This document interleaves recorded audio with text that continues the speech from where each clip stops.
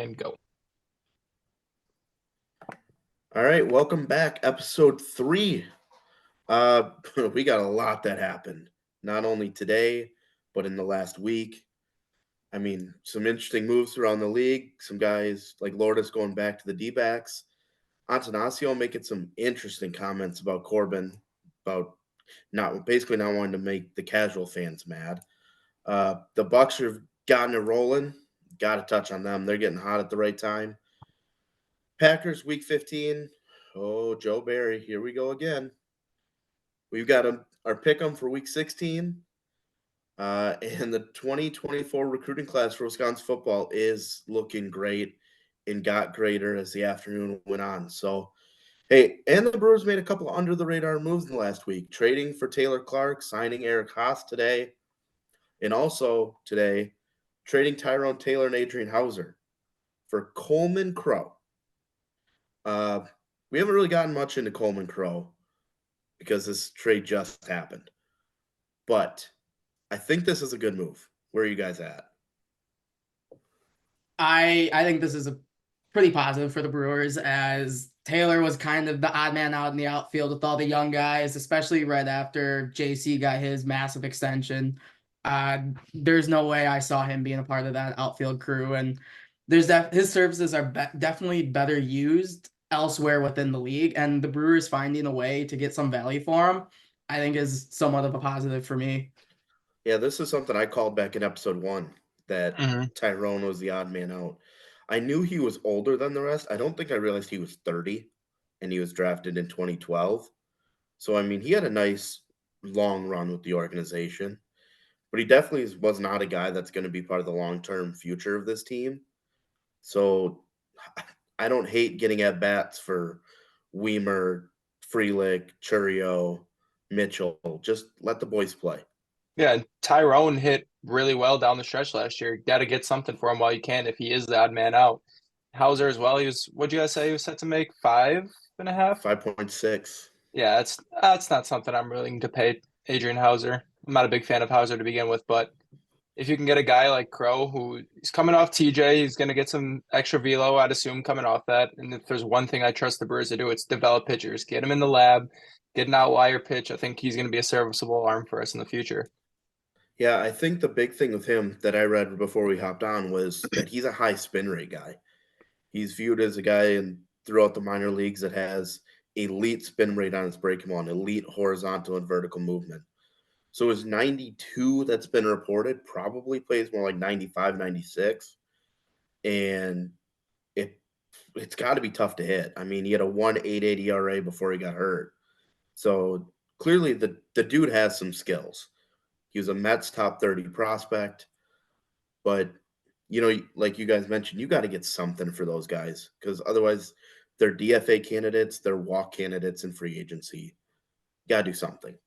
Absolutely. I mean, the Brewers know what they do best, and that's develop pitching. And so if they're able to get a project type pitcher from the Mets, I think that is definitely a win, because they know that they're able to just take guys with one or two outlier type of pitches and be able to hone those skills in. So I really like the Brewers taking a flyer on a guy for two guys that, I mean, I don't think Tyrone Taylor was going to impact the ball club this much this coming season. He's not going to see the field that much. He's going to be your fourth, fifth, possibly sixth outfielder. He doesn't make your 26-man roster. And then Hauser's just, I mean, he's a clone of Joe Ross. I mean, you can honestly interchange those guys too. So it was basically having redundancies along the roster. So being able to get some sort of value and being able to like do something the Brewers are very, very good at, I think is a win overall. Gabe mentioned to us, and he's not here because he's got his wisdom teeth out, so he's laid up. But he mentioned that Coleman Crow is part of the Eduardo Escobar trade that sent Escobar to the Angels. So clearly Stearns saw something in him he liked. And we know Stearns. We've had him for a while. He has a good eye. So I trust what the Brewers are doing here. But I think the underrated move that nobody wants to admit is a great move was the Taylor Clark trade. The dude had a career high in appearances in 2023, an elite chase rate on his slider. Like, there's just a lot to build on with him. And I think he's probably going to be the sixth inning guy, if I had to guess. Little lower leverage and just let it eat. Yeah, Yeah, with absolutely. the Brewers with their relievers, they want to get guys that have that outlier pitch. Clark already has that in his slider. He can build off that, as you said. Having him in the sixth inning, getting it to Piamps or Williams if he stays with the team. Who am I missing? Elvis, Abner. That back end of the bullpen this year is going to be really lethal for this team, as it usually is. So just getting 5, 6 quality innings from your starting pitcher, it goes a long way. Just getting it to this bullpen, locking it down. And having all that variety within the bullpen too, that helps a lot too. I mean, handful of those names that you didn't even come and mention McGill either. Or He's Hobie too.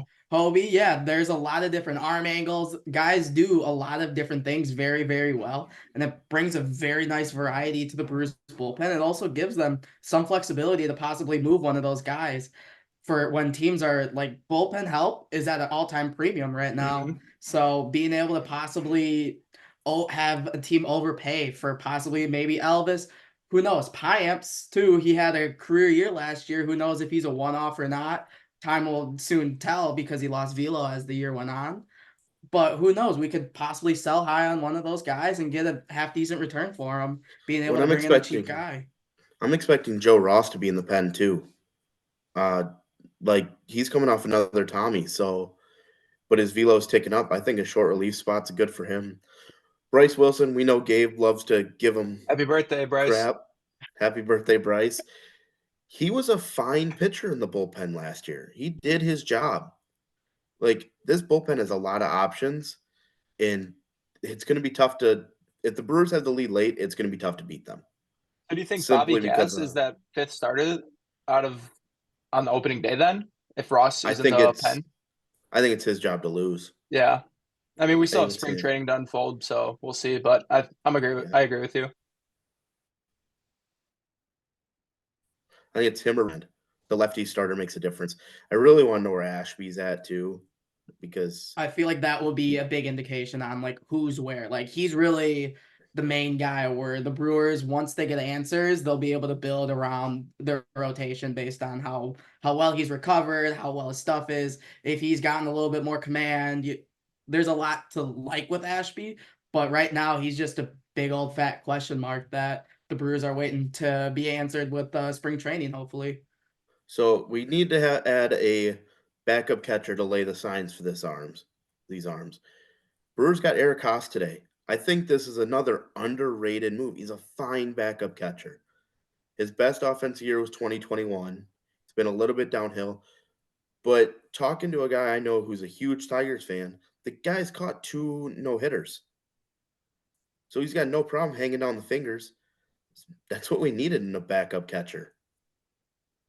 Absolutely. And going back to with the pitching, the Brewers know how to develop pitching. Well, you go 60 feet, 6 inches right in front of you. The Brewers know how to develop elite catching and defensive catching. Shout out to Charlie Green and staff, man. Those guys really put together a phenomenal catching group year in and year out. Some examples are Grandal, Omar Narvaez, and now Will Bill. I mean, he's going to get his hands on Eric Haas and be able to just make him the best possible defensive catcher that he has with already the tools that he brings to the team. And Yeah. we have Cuero coming up the ranks too. So if he gets called up, we can run 3 catchers for a little bit. And if Cuero shows he's here to stay, he's an easy DFA candidate. Or they Yeah. can I run 3 mean, catchers. there's nothing wrong with this deal. And it's going to be, I mean, the dude has a 2 home run game at AmFam. So clearly knows how to hit there. I mean, so going back a little bit, we talked about this Hauser trade. Ananasio made some really interesting comments about, not wanting to make the casual fan mad if you trade Burns. I do think this Hauser trade, while it's not the biggest deal, does impact if Burns gets dealt. Because now if they do go young, you're going really young in the starting rotation. And I know the bullpen's deep, but you're putting a lot of pressure on dudes in their rookie year, and you're asking essentially Freddie to be the ace. And I just think that's a little unfair to him. But I still don't agree with Ananasio's comments. Like, do what's best for the ball club always. I think one thing Adedaso has done well in the past few years is he's kind of stayed out of the way and he's let Stearns and Arnold do most of the work. I don't like that. He's kind of getting back to this. I think in order to compete down in the future lines, you kind of have to trade Burns. I mean, you got to be able to retool as a small market team. So I don't know. You're handed a golden goose of like a revitalized like player. You know, Burns goes from what was it, 19, where he was like the worst starting pitcher and he had Mhm. the worst pitch in baseball with his four-seam fastball that was getting absolutely hammered outside of AmFam Field. And then he comes back and he like remakes himself and he brings value back to him. You have to be able to use that value and exchange it out to build your farm system that's already has like strong parts of it, but he's a premium guy. There's teams willing to pay for this man. Like we got to do this here, you know? There's two teams that jump right out, and it's the Rangers, and even though they just made a move, it's the Dodgers. Mad Max is out now till June or July. Same with DeGrom. The Rangers need arms in the worst way. And they They've let got some Montgomery beats. walk too. Like they're not going to pay him. Like Mhm. he earned himself a fat paycheck himself. I mean, it makes too much sense for the You, Rangers to splurge a little bit to try to run it back. You know, like yeah, they've paid for Simeon, they paid for Seager. mhm. It just makes way too much sense. Like Arnold could strong arm the Rangers just a little bit into getting a really nice deal. But I think if the Dodgers don't get Yamamoto, they're gonna go after Burns really hard. And if that's the case, then I'm asking for Sheehan, I'm asking for Outman, I'm asking for Bush. Like I'm gonna ask for the moon and make them dial me back. Absolutely. I couldn't agree more, especially after Burns came out and said that he needs a contract extension pasted on top of it too. I feel like the Dodgers will be more than willing to be able to work out a deal with Burns like they did with Shohei. Yeah, they'll have the deferments out till 2060. Going back But to my earlier statements, if you're competing year in and a year out, you are going to bring the casual fans back. That Mhm. I kind of forgot where I was going earlier, but now I remember. You No, compete every year, you're going to have them there. you're dead on. You are dead on. That's how you get casual fans.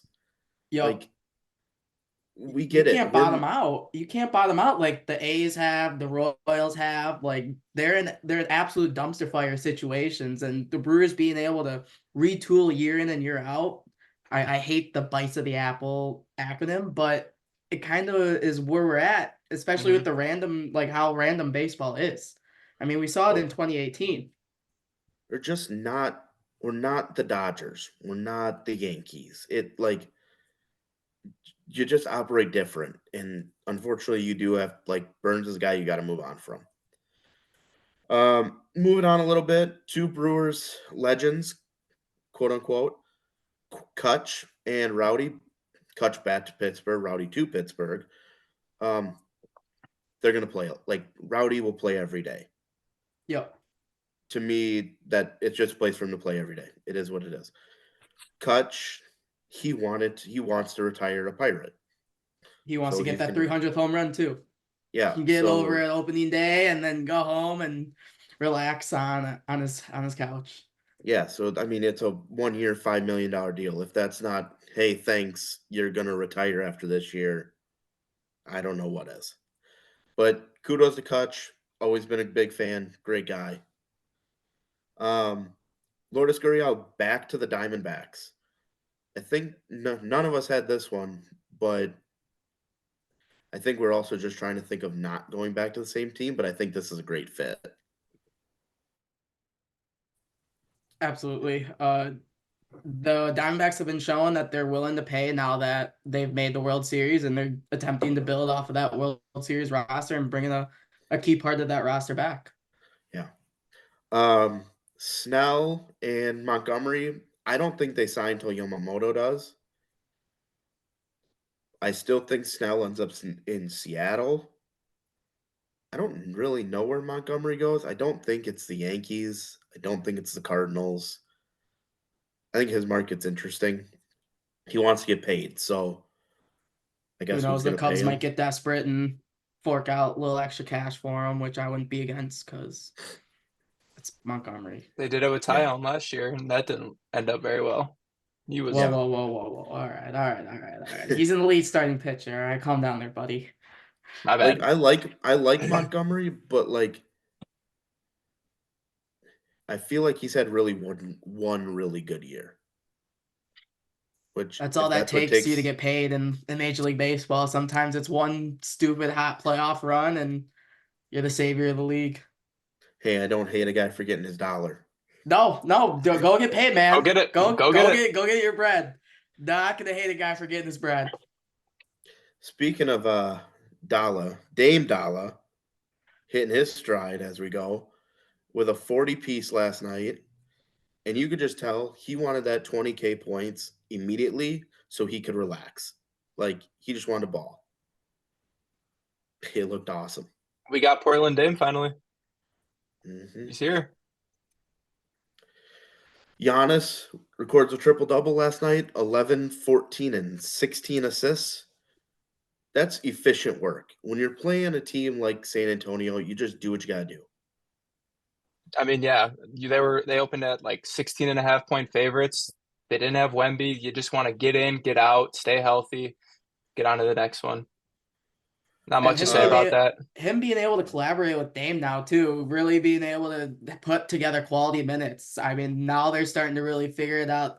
They have their like quarter of the season with real game time because nothing can really replace game reps. You can practice against your friends as much as possible, but true game reps can't be replaced. So, Cal, what? So, ever since Bobby challenged Griffin, this team's been better. What have you noticed? I think this team has just kind of been playing for one another more. Like I've pointed out on the past two episodes, they've kind of just been going through the motions up until that fourth quarter, and then they're up or down 5 points, and that's when they decided to lock in, start guarding. I think these past few games have actually been locked in from the start. Like yesterday, Dame hits that three, gets his 20,000th point, and then they stay riding that, and they're playing well the entire four quarters, as opposed to just going through the motions the first three and then guarding the fourth and locking in. But I think going out like that Pacers game, that's something that could get this team united, and I think that's done that so far. They're playing for one another. They're playing well. Right, let's keep riding this into the new year.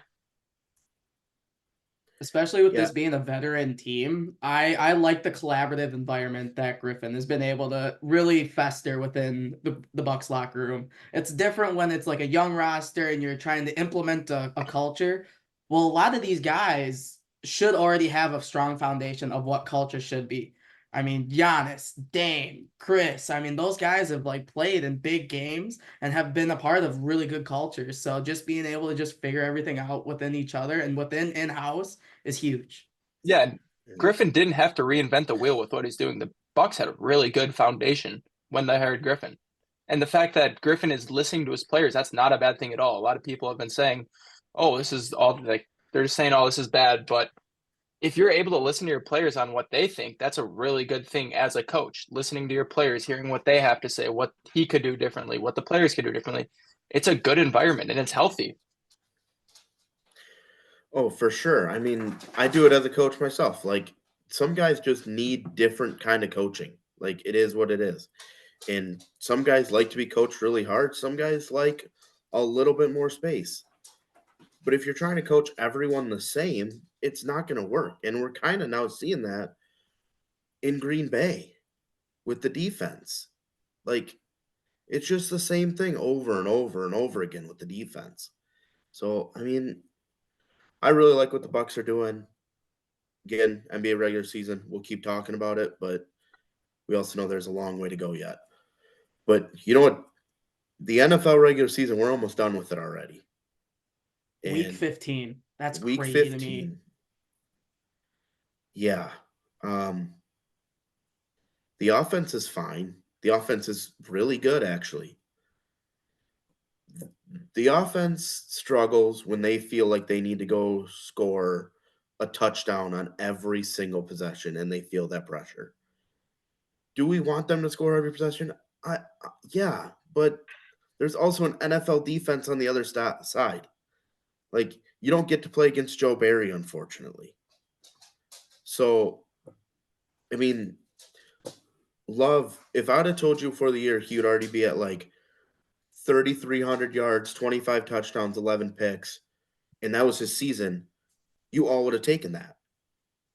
Absolutely. The fact that he's top 15 in most like main quarterback categories, I'm over the moon about it. I just needed him coming into the season to grow each week and not take any steps backwards and being able to just like look loose and be able to play the game of football, which he knows how to do.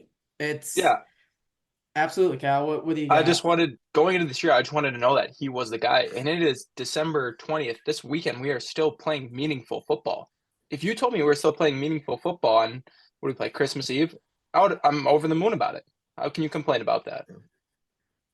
I mean, this group of young dudes, too, at receiver and tight end, like Wicks's floor to me is a wide receiver 3.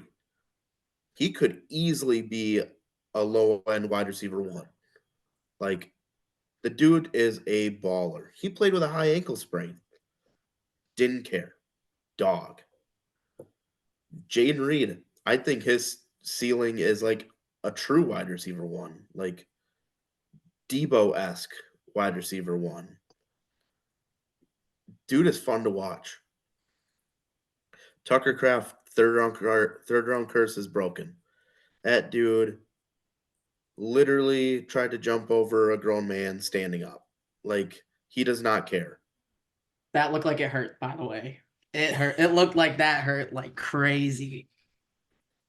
He's tough. I I'd think rather have that than someone who's afraid to run someone over. He is willing to run someone over every single play, and it's hard not to root for someone like that. He's just tough, gritty. Romeo Dobbs, I don't think is getting enough love, but I feel like he's always open. Like, he may not get the ball, but he's cerebral in his route running. Absolutely. He very smart route runner, very good route runner, and then on top of it, when he gets the ball, I feel like most of the time he grabs it out the air. And that was something that I know it's the love era, but Rodgers always preached, catch the ball with your hands. Like something that bothers me is when people like chicken wing it and let it hit their chest and it bounces right off. Romeo Dobbs goes out and grabs the football from the air and makes aggressive catches with the football. And that is something that sometimes just can't be taught. That is an effort thing. And for him to have that effort within his catches, it's very positive in my opinion. And I think we saw a And lot of like those chicken wing type catches or drops earlier on in the year. To see that improvement from week to week going into this week, it's as a young offense, that's exactly what you want to see from this team. I still think Watson has potential to be that high end wide receiver 1. He's too dynamic. But we just need him to stay healthy. That's all it is. I mean, Yep. the dude's talent is out of this world. He's 6'4" and runs like a gazelle. Like, What I really like about this wide receiver room is everyone brings their own small different wrinkle to the offense. You know, you have Watson that's able to run probably top 3, maybe top 1 fastest guy in the NFL, not confirmed. And then there's Dobbs, who's a cerebral route runner, being able to make the smart play, goes out and grabs whatever's in front of him. And then Wicks and Reed with the ball in their hand, they're able to make plays, you know. It is just a dynamic group of guys within the wide receiver room, and that's not even touching the tight end room either. and Musgrave's a guy who's always open too. And he's proven he can catch. We got to work on staying on the feet, but I think He that just gets comes. excited. He gets He excited out does. there. But this is maybe a little bit of a hot take, but I'm not a hot take guy. I think Musgrave, as much as sucks see Musgrave getting hurt, but these reps for Tucker Craft have been invaluable for his development. His ability to step up as the tight end 1 in this offense. So now when Musgrave comes back, Watson comes back, it doesn't matter if the starters are on the field or if they're running the twos. Like, there's dudes that in the 2 deep that just they're better than you, and love will find you. He's done it over and over again. And they're both big targets too. Like Matt LaFleur loves big targets, as we're learning about Watson. He's 6'4". Musgrave, what is he, 6'6" or something, and runs who knows is 40. Tucker Kraft is no slouch within himself. He's a solid guy. I mean, they're able to run 2 tight end sets out of that, and being able to give Love all those options. It's a dream come true for him. I mean, the guy we need to stay healthy, though, is Aaron Jones. He's obviously the cog to this offense. I love Aaron Jones. I've loved watching him in Green Bay for a long time. I do think he's a cut candidate after the season. But when he's on the field, he's clearly a difference maker. When he's on the field and has the ball in his hand. He has to have the ball in his hand. That is a big, big thing, because after the first series, I mean, when was the other time he had the football? It was disappointing to see Aaron Jones kind of be folded out of that offense as the game went on. It's like every time he gets a carrier or a reception, you just have that feeling that he's going to break it every single time. He's that special. And I'm kind of like on the don't pay running backs, but the fact that they brought him back a few years ago and he's still played well, he's hasn't stayed as healthy as we'd like him to, but the fact that he's given us this production, take that all day. Absolutely. Jacob, this line play, things are happening on this line. I mean, what's going on? There is a lot of shuffling around that's going on. And today when I was scrolling through Twitter, I was enjoying watching Sean Ryan highlights. He was putting in work. And with Runyon being a free agent candidate, those reps that he's been getting split in time with him, I have been liking that he's been able to get more and more snaps as the year has gone on. Once they figure out their 5, I want them to stick with that 5. I need Matt LaFleur to stop flipping every other series. Something they need to gel as a group. And I like Walker. I like Elton Jenkins. I like Myers when he produces well. Sean Ryan. And then also on the right side, I mean, Tom's on the left. That's my bad. Tom's on the left, Rasheed Walker's on the right. I mean, they have been both difference makers on those edges, especially after Rasheed Walker had a huge game this past weekend. Yeah, I think those two guys at the tackle spot are interchangeable for sure. Cal, everybody's favorite coordinator, Joe Barry. How does he still have a job? It's the definition of insanity, doing the same thing over and over again and expecting different results. I don't understand what LaFleur's thought process is going into this. He said he doesn't feel like it's the time to do this. If now is not the time, when is? After the season, I guess. You need a different voice in those rooms. You can't set your players up for failure. Your job as a coach is to get your guys in position so that they can succeed, and he's doing the complete opposite. There's too much talent on this defense for it to be this bad. Not just talent, first-round picks. I was just about to get into that. There's so many first-round picks, and I like how Van Ness has started to come into his own this year as recent weeks, but too many first-round picks, too much talent on this defense for it to be this bad. Too much soft coverage, too much prevent defense, and 2-minute drives from the opposing team. It's just getting ridiculous. I can't stand it for much longer. It's really hard to watch, especially when the offense is doing everything they can. But hard to get them in a rhythm when your defense is living on the field too if you're the offense. I'm just at a loss for words with how the Packers were able to allow Tommy DeVito and Baker Mayfield to walk into onto the field and just wipe the floor with them. Like, I don't know how, at halftime you don't look in the mirror and go, hey, how is he doing this to us? We're with Tommy DeVito, he's an UDFA, marching down the New York Football Giants left and right. And at some point you have to look left and right and be you have to look at yourself in the mirror and be I am the issue. I need to change. Yeah. But then we wait another week longer and it is a copy and paste. The same thing we were talking about last week.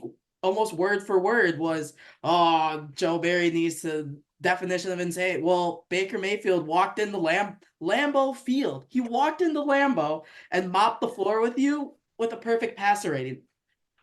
How? I just sit here and go, how? And we've said in the past, someone said it, that this defense is set up to contain Patrick Mahomes. But guess what? We're playing Justin Fields, whoever the Vikings are starting, and Jared Goff. We're not playing a Patrick Mahomes every single weekend. We're playing these mediocre at best quarterbacks in our division. Make adjustments. Yeah, do something different. Like at one point, it's like, screw it, we're bringing 7.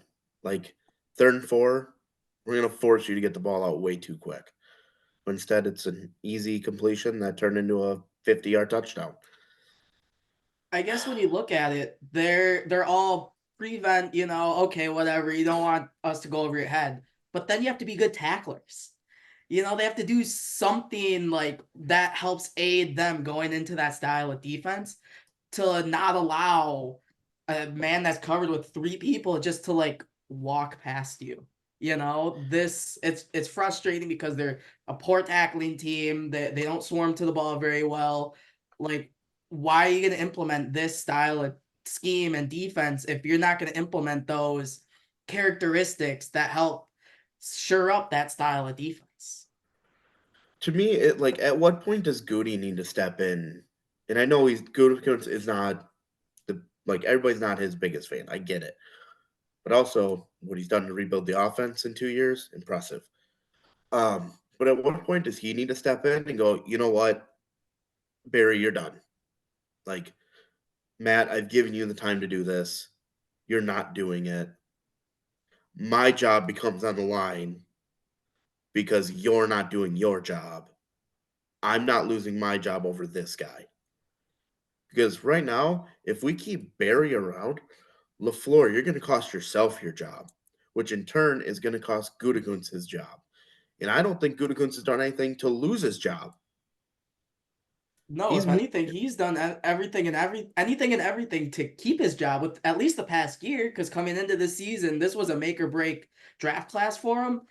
Nothing but home runs, And then we come through the season, and then it's like, all right, Matt LaFleur is starting to figure out his side of the ball, and then you look on the other side of the ball, and everyone's looking at each other like, why? What are we doing? There's just so many questions without any answers. And I think Goody has to come in, and I know he doesn't want to be the bad guy, but obviously Matt LaFleur, can he be the bad guy? I don't think so. So Goody has to come in and walk in and be the bad guy for him, which kind of makes me concerned as a fan with our And head coach being kind of a coward. Gutekunst got a lot of crap for that 2020 draft. It's not great, but they got their franchise quarterback in that draft. So I think that itself makes it a good draft for us. Something I want to add on there. 100% agree with that. I don't care what you do in a draft. If you get your guy as a quarterback, you've done your job. Yep. That's all that matters. I mean, Dylan's been solid out of that draft. Other than that, yeah, it's been kind of a miss. It is what it is. You miss in drafts. The draft, It's like random. recruiting, it's crapshoot. You're And that was the hoping Williams 2020 COVID draft as well. Yeah, So like Roger you're limited Goodell on the scouting. He was in Roger his Goodell was basement. sitting in his basement Yeah. reading off the names. How thorough do you think that draft truly was? Yeah, there are probably a lot of flyers taken that along with that draft. So one year you throw your hands up, you take it off the chin, but being able to walk away with a franchise quarterback, I'll And it take that trade motivated any day. Rodgers to play well those last few years as well. Yeah. But so, like Cal mentioned, though, the Packers are still playing meaningful ball. But obviously, they're on the outside looking in right now. If we're being honest with ourselves, it's the 49ers have to at least make the Super Bowl out of the NFC for this to be a good year for them. That team, they're first of all, they're paying everybody. So eventually it's going to have to get tore down. Yep. And they're just loaded. Like, you need a monsoon or 20 inches of snow to stop that offense at this point. Brock Purdy without a UCL. Yeah, they're just ridiculous. But who comes out of the AFC? I think we're getting a preview of that today or next week with San Fran and Baltimore. I think Baltimore is just too complete. Lamar Jackson's been playing a lot better, and his ability to grow as a quarterback too has been kind of really like insane to watch. Just him go from a pure downhill guy to being able to pick his moments and still being able to deliver the football accurately and to his the limited playmakers that are around him. Yeah, I I don't think couldn't you're agree more. wrong.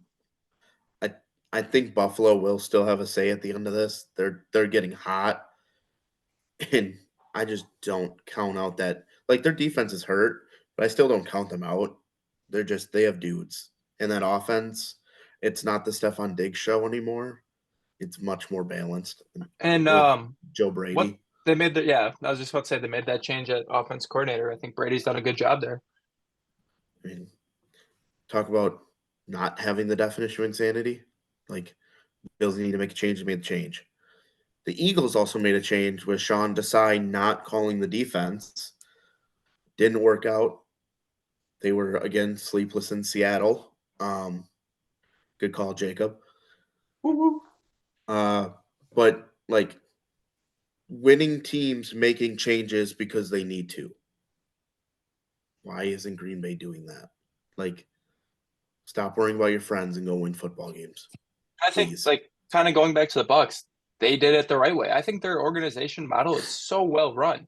They're not happy with just making the playoffs every single year. They have Giannis in his prime. You have to take advantage of that. And Packers have all this young talent. You can't keep running out the same defense. You have to take advantage of this while you can. Not You saying can't Jordan leave. Love's like an MVP candidate because he's not right now. He will be eventually, I think. But you got to get some defensive principles there. It's scary for me that they're leaving the development of some of these draftees in the hands of Joe Barry. Like, if you really like take a second and think about it, he's the one him and his staff are the ones that are out there developing these guys, and they're not even developing them to be exactly what they want within his system. They're not sure to go back. They're not sure tacklers. They don't play the ball very well sometimes, and there's no gang tackling. It's very frustrating. And then when you do bring a new voice in, you're gonna have to reteach all these players this bad techniques that Barry has taught them. Yeah, if obviously Barry gets fired, we're gonna have a whole podcast about candidates because I've got a lot of thoughts on candidates, but I'm not going to talk about a job that's not open yet. That's not fair to Barry, even though I don't like him. Just not how this podcast operates, frankly. On to our pick'em. I'm leading us at 27-17. Gabe is sitting at 26-18. Cal and Jacob 19-25. Even with all the rest, Jacob, one good week and you're right back in this. I'm disappointed in myself. Jacob's just been rooting for chaos this whole time, and I'm tied with him. As a You know reminder, what? I had to make up some ground. That was the thought process. I'm being like trying to play a little bit of chess here, getting burnt a little bit, but Okay. I have to make up ground in some sort of way. And rooting for chaos in the NFL, I mean, it's the NFL. Any given week, Yeah. who knows? Bryce Young, player of the week. I mean, put your money on it right now. It's as sure as a Make it a bet. Even three-peat. though this is not a gambling podcast, podcast. Yeah. As a reminder, not gambling advice. None of us either do it or are not good at it, so don't. This is purely for our entertainment and your entertainment. But Gabe's game of the week, as he's not here, we're going Cowboys Dolphins. Both teams need to prove that they can beat other good teams. Like, this is a little bit of a fraud watch game for two really fun offenses. Will Tyreek be playing in this game? I haven't been up to date with Tyreek's health because I don't think he's he changes that practiced. game. He I don't changes think that he's game. Okay. I don't think he's practiced. But like this game could be awesome or it could be a dud. Like I don't know if there's any in between. Like it could be 10-7 or it could be like 48-45.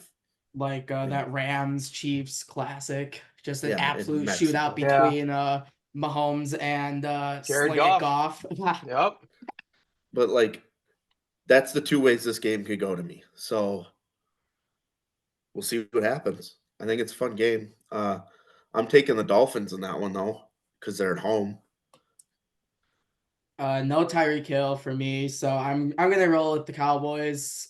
It's a coin flip game. Whoever comes into the game hotter than the other one probably ends up winning. And I do think it's a shootout. I don't think it's a barn burner. Yeah, I got the Cowboys. I think both teams are frauds. If the Cowboys win, I'll give them a little bit of leeway for a week, and then once they lose again, they're back to frauds for me. But I think And Dak then Prescott's going to come out slinging it this game. So and then Gabe's got the Dolphins in that one. So not gambling advice, and this is why. Because we don't even know. Like, we don't pay attention to the Vegas stuff that much. This is purely guts telling us.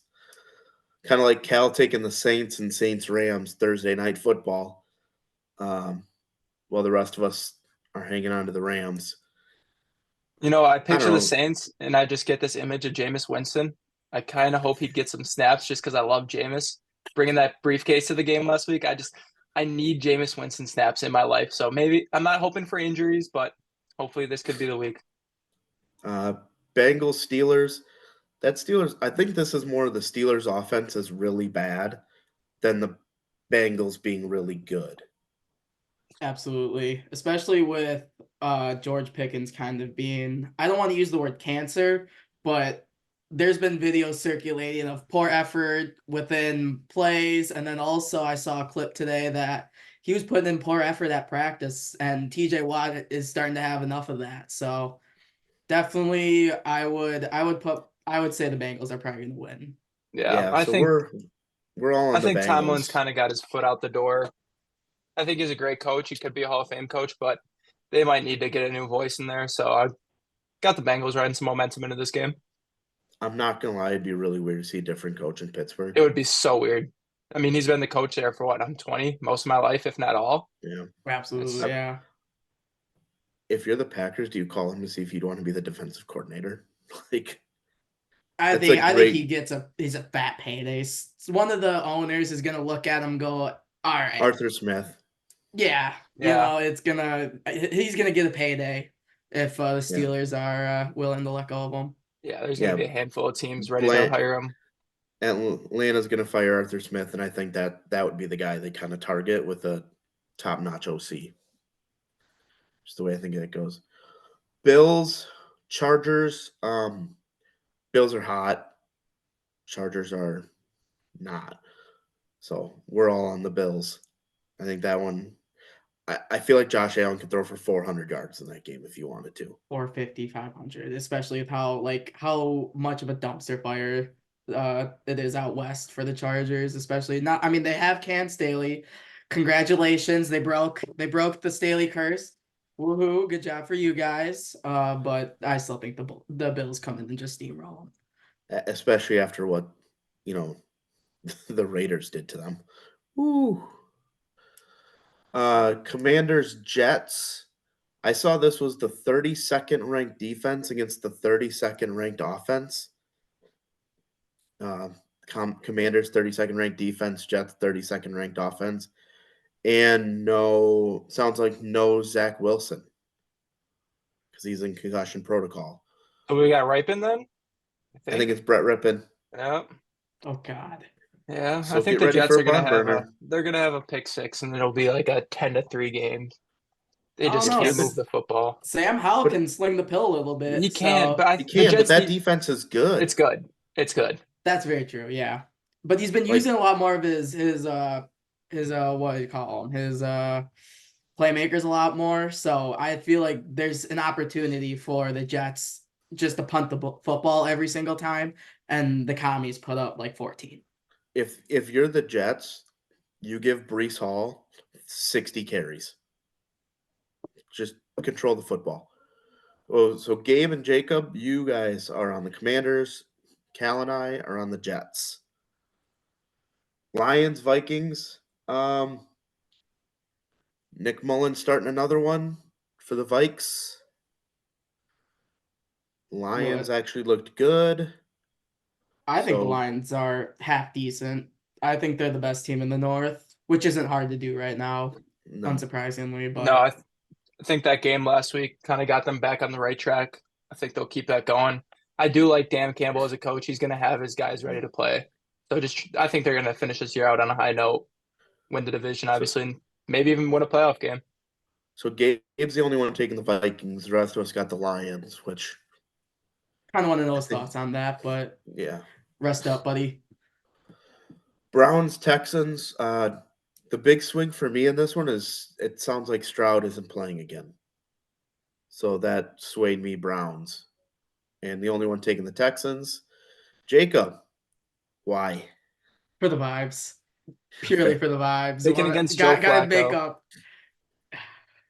Joe Flacco gets bottled up. That's my reasoning. Yeah, that's my reasoning. He gets bottled up. I do think this could turn into a shootout because Case Keenum isn't that bad. But I saw the Texans injury report, and it looked like a CVS receipt. It's the same You thing mean with the the Packers Packers? most weeks. Yeah. Yeah, like it was like, am I looking at the right team here? It's pretty ridiculous. It's kind of like the Dolphins. I saw Schefter tweeted the entire starting offensive line didn't practice today. Wow. Like Packers, Panthers. Cal sticking with his pick the opposite.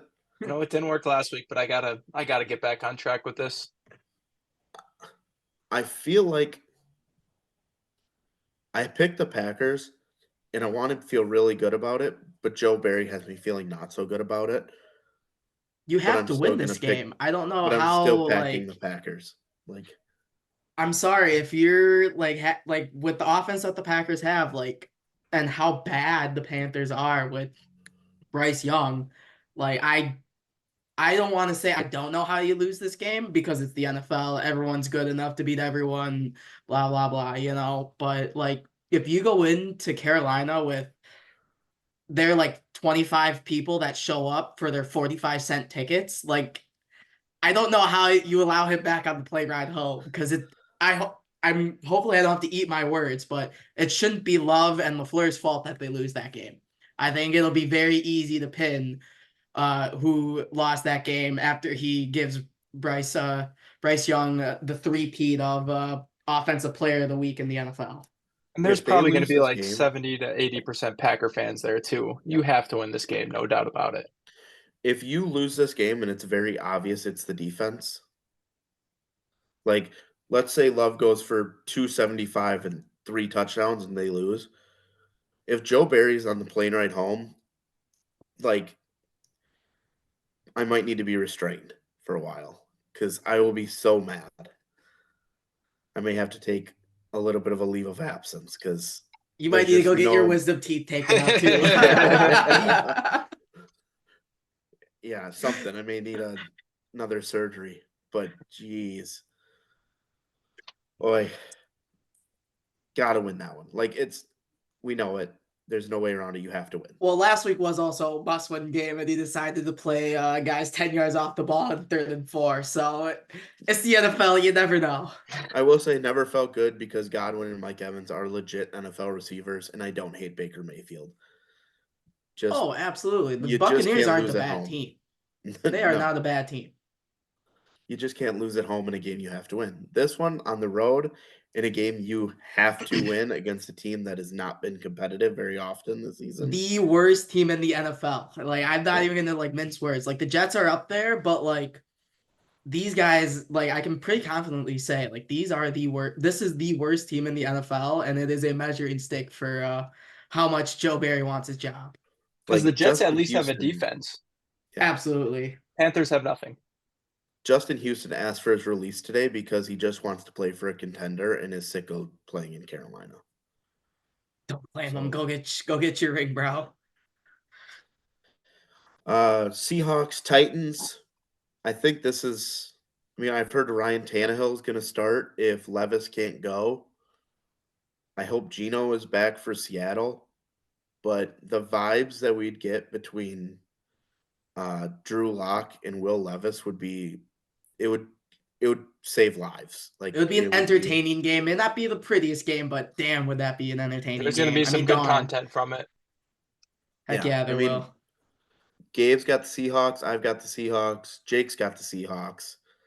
Cal's got the Titans. I'm just So a Seahawks hater. I feel like that's a vibes pick though. Absolutely. Colts Falcons. Gabe says Falcons. Please fire Arthur Smith. Otherwise, the rest of us are taking the Colts. So Gabe being Gabe wants the Falcons to win, but yet Arthur Smith on the block. Unless that's for it's just how it fantasy be. purposes and he's got Bijan and Drake London. Or he's just tired of having those guys be wasted this entire year. Jags, Bucs. T-Law is in concussion protocol. And I think the Buccaneers are just getting hot. Like, they play good ball. So, Cal's the only one on the Jags. Yeah, with Lawrence in the concussion protocol, that pick is going to have to change, but might stay with it for the vibes. I need to make up some ground here. You gotta make up some make up ground. some ground. It's the Nothing to NFL lose. any week. Nothing to lose, whole lot to gain. Cardinals, Bears. Gabe is taking the Bears. The rest of us have the Cardinals. Why do I feel like the score of that game is going to be 17-14? This is just going to be a terrible football game. I can't even bring myself apologize to if really you, watch it, but yeah, I apologize for whoever has to endure this as their favorite team of the week game. My bad, bro. It could be. Someone's going to be entertained by it. Not Don't be me. yeah. Pats, Broncos. We're all on the Broncos, mainly because, like, they're still okay. Like, yeah, they lost to the Lions, but they're The Lions are still good. better than New England, who's on hot mess express, and I think that's just riding out till Bill retires, basically. Yep. Raiders, Chiefs. Jacob taking the Raiders. I've got the Chiefs in a close one. I like Pierce has those boys playing. And in the loss, Aiden O'Connell for MVP. I think he gets it as a winner. He gets it as a winner. You hear I'll be here voting. right now. He's hot. Him and Devontae are starting to get some chemistry going. Just get the ball to Devontae. I mean, I don't know how Jimmy G was just like closing his eyes and spiking the football at his feet all year or something, but like just get the ball to Devontae, good things happen, and he scores 63. It's a pretty simple formula, in my opinion. Jacoby Meyer figured it out how to throw it to Devontae. I don't know. Jimmy G must really like the ground right in front of him. Giants, Eagles. We're all taking the Eagles. The Eagles just need to bounce back, frankly. Like, I think they're just going to play angry, and that's just how the game's going to go. It's a get-right game for them. Yep. Ravens, Niners. Jacob, not a big Niners guy. And Gabe also on the Ravens. The Niners. I cannot stand the Niners. The amount of pain those guys have inflicted on me for no reason too. Like, it's half the time it wasn't even like they were doing something better than us. It just was like we were doing something worse than them. And so they were the ones to benefit off of it right before the biggest game of the season. It's just so frustrating. Cal and I are taking the Niners. They're just really, really good. And I don't we talked about this could be also a Super Bowl preview. So I could also see this just being a flat out feel out the other team because we may play them again. And it has no effect on standings because the 49ers already clinched the West. And a loss from the Eagles or the Cowboys or the Lions basically already clinches on the 1 seed. So they're playing pretty free and loose. Pretty good football team there. Moving on to a team that I think is going to be really good, and they had an awesome day, was the Badger football team. Their 2024 class came together better than I even imagined. Xavier Lucas didn't flip to Miami, even though it was kind of rumored around there. The three-headed monster at running back with Dupree, Atuka, and Jones all signed early this morning. Emilio Agar was named a first-team high school All-American the other day. I mean, they flipped Rob Booker this afternoon, tight end from Wanakee. They get Ernest Willer Jr. out of Maryland, who's a freak. I mean, for Fickle's first true class, ooh, this is a good group. This is a lot of fun. I mean, I just love how aggressive Fickle and staff have been, not only in recruiting, but as well as in the portal. They know what they have to get. Paul Chryst and his staff left the shelves completely bare. So they're using the portal to bridge that gap between now and then when their guys 24 class gets in, develops. That's what you have to do to be a successful college football program. And I think Luke Fickle, he's more of like a CEO, as what you have to be as a college football coach. You have to oversee the whole program. Getting guys like Xavier Lucas to not flip to Miami, where he is in their backyard, and doing that shows how good of a recruiter Luke Fickle is. And then Kyan Barry Johnson, he's a 4-star wide receiver. He's really under recruited coming out of high school, but he gets the ball in space and he's tough to bring down. Like I was watching his film earlier today. It takes 2 to 3 guys to bring him down. 2 other guys, Jay Harper, he's a 3-star cornerback. He held offers from Tennessee, Missouri, Louisville, Kentucky. 6 foot, he has really quick hips. I think he'll line up really well with Amari Stone and Xavier Lucas at the cornerback spot.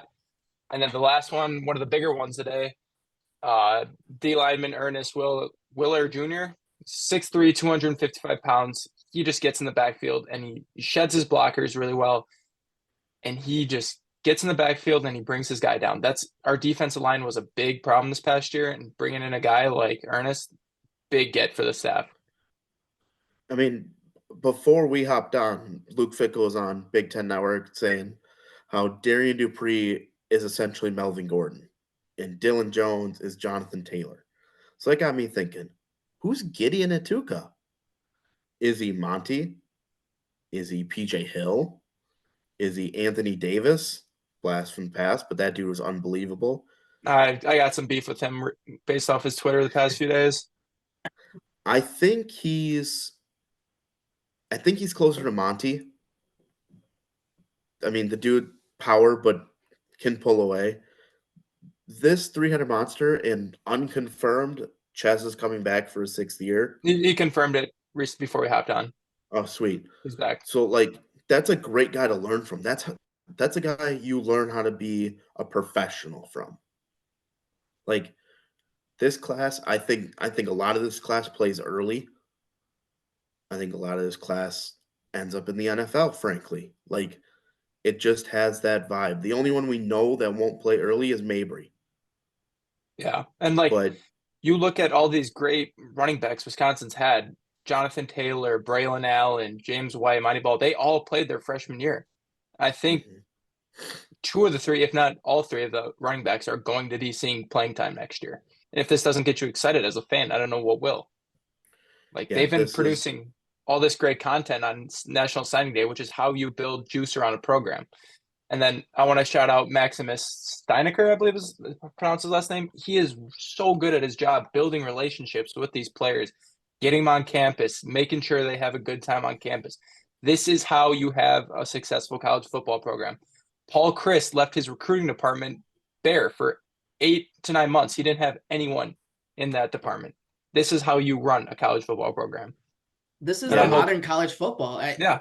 I mean, it is something, especially with now that the conferences are going through the realignment, this is getting closer to closer to, I hate to say, pro football, that we're going to get, like these are the type of classes that Wisconsin has to pull in to be able to compete with the big dogs, especially with the playoff expanding out now. There's going to be more opportunities for the Badgers to, I don't want to use the word sneak in, but like they might be able to sneak into that playoff. And who knows what they can do if they have just athletes all over the field, and being able to develop those guys in-house, which is a strong suit of Wisconsin football. And I feel like Fickle has been able to bring in guys, especially when he was at Cincinnati, bring in and develop.